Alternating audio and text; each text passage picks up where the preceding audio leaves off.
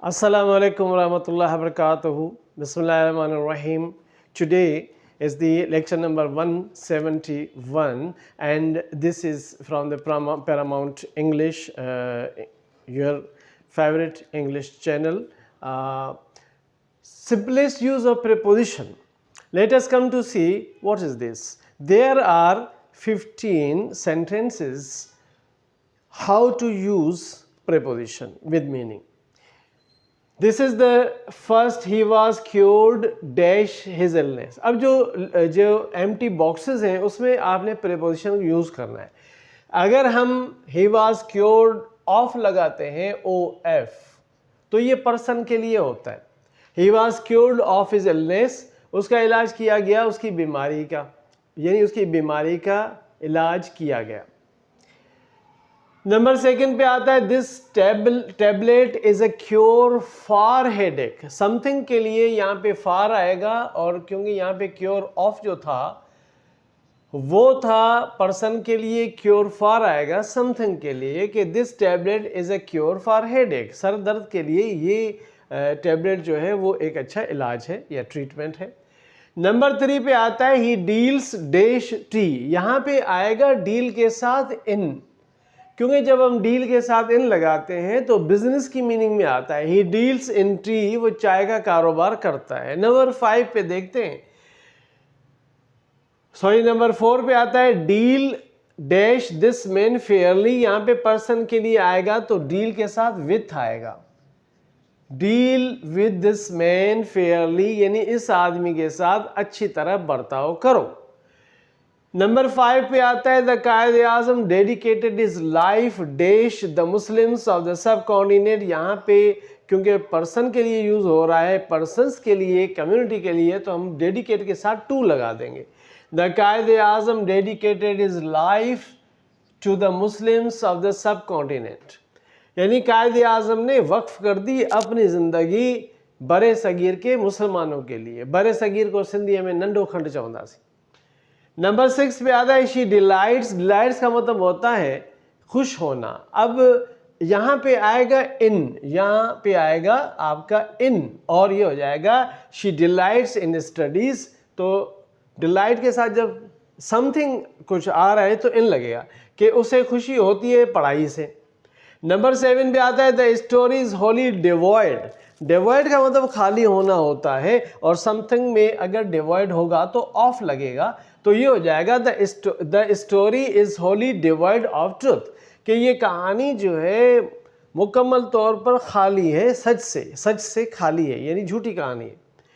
Number 8 पे जब जाते हैं तो हमें लिखता है, यहाँ पे लिखा है the lecturer digressed the subject. Digress के साथ हमेशा फ्रॉम लगता है, इसका मतलब गो अवे फ्रॉम है. तो यहाँ पर आ जाएगा the lecturer digressed from the subject. The subject मतलब मेन पॉइंट, यानी तो जो लेक्चरर था वो मेन सब्जेक्ट, जो टॉपिक था, जो उन्वान था, जो पॉइंट टू बी डिस्कशन था, उससे फिर गया, वहाँ से हट गया. नंबर 9 पे आता है he is economical of time. यहाँ पे ऑफ आएगा इकोनॉमिकल के साथ के सेवर की मीनिंग में. He is economical of time, के वो बहुत बचत करने वाला है वक्त का. देखिए English is the funniest language है. इकोनॉमी मईशत होता है, इकोनॉमिक मुआशी होता है, इकोनॉमिकल बचत वाला होता है, और इकोनॉमिकली जो है वो इकोनॉमिकल जब हम लिखते हैं तो इसका मतलब मुआशी नहीं होता, बचत वाला होता है. तो इकोनॉमिकली अगर होगा डबल एल वाला वाई तो मेनर को शो करता है, तो वो हो जाएगा माशी तौर पे. My words have no effect dash her. अगर समबडी आता है तो या तो आप अपॉन लिखते हैं या ऑन लिखते हैं, यहाँ पे दोनों चीज़ें हो सकती हैं. My words have no effect on her या my words have no effect upon her. मैंने यहाँ अपॉन लिख दिया कि मेरे अल्फाज ने उस पर कोई असर नहीं छोड़ा है. फिर नंबर 11 पे आते हैं कि I have great faith dash Allah. अगर आपके पास वर्ड्स फेथ है, ट्रस्ट है, बिलीव है, तो इन सब में कॉन्फिडेंस है तो भी इन आएगा. तो I have great faith in Allah, मुझे अल्लाह पर पूरा भरोसा है, एतमाद है, ईमान है.